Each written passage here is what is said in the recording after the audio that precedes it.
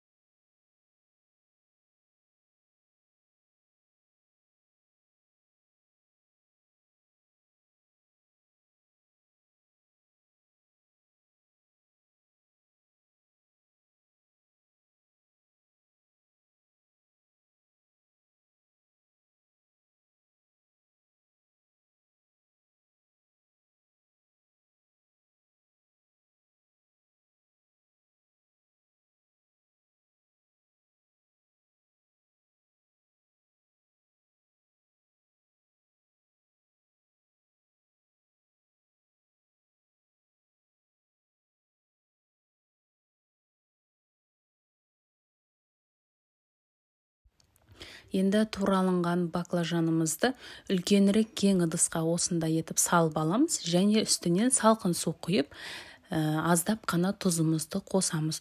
Баклажандарымыз суға батып тұру керек. Осындай етіп батырып, тәрелкенің немесе кез келген ыдыстың көмегімен бастырып қоямыз. Жарты сағатқа 40 минутқа қойып қоямыз.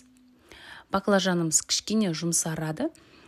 Осындай жұмсарған уақытында суынан алып, осындай етіп матаға немесе кез келген осындай қағаздарға жайып қоямыз, суы сырғу үшін. Мұны 15-20 минутқа қойып қоямыз. Суынан кебу керек. Баклажандарымызды осындай етіп тізіп шығамыз.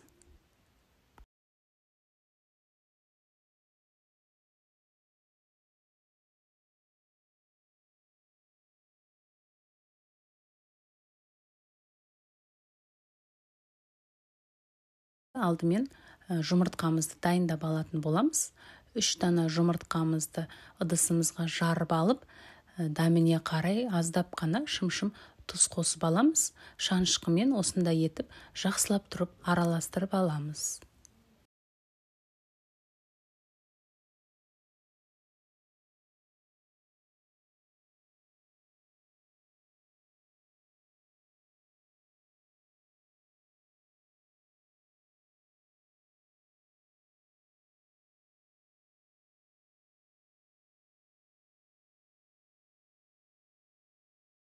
Жұмыртқамызды осындай кеңдеу ыдысқа жарып дайындап алдық. Енді табамызға сұйық май құйып, аздап қана. Сосын оны жақсылап қатты қыздырып алатын боламыз. Оттың астын орташа қойып қоямыз. Баклажанымызды жұмыртқаға жақсылап екі жағын аударып алып, қызып тұрған майымыздың үстінен қызарғанша пісіріп алатын боламыз.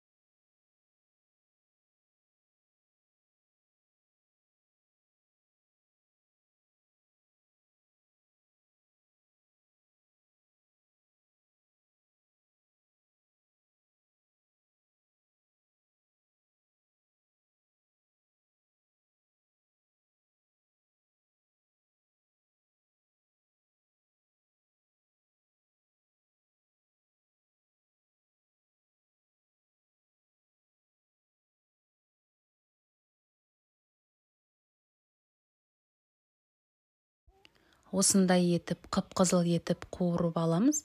Келесі бетіне аударып, видеода көргендеріңізде етіп, тағы да екі жағын қып-қызыл етіп қуырып аламыз.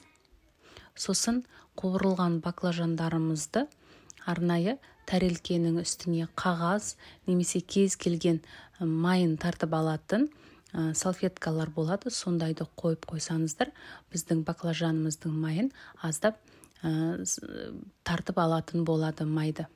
Мен осындай қағазды төсеп алдым. Сонда майымыз қағазға сіңетін болады.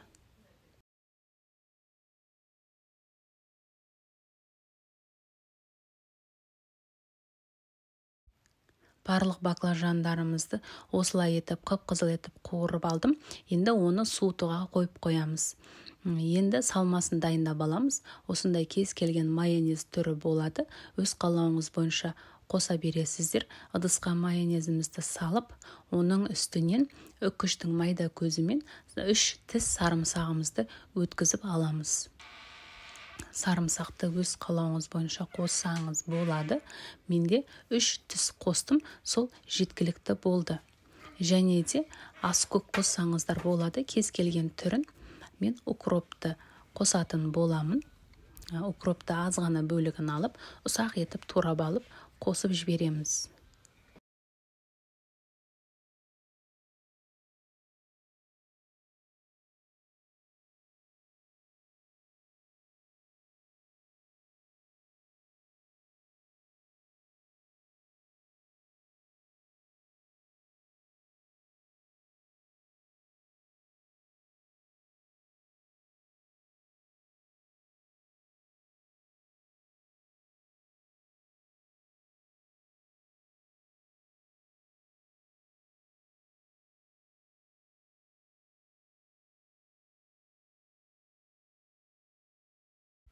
Біздің салмамыз дайын болды.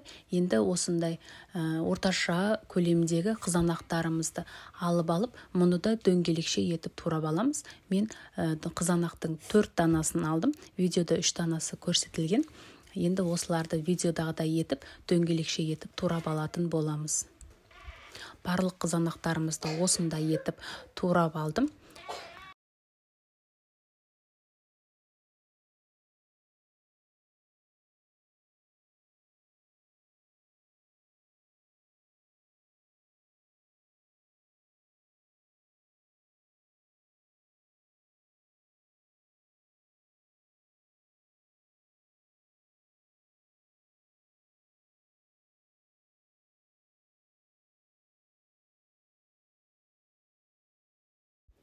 Барлық заттарымызды алдын ала дайындап алдық.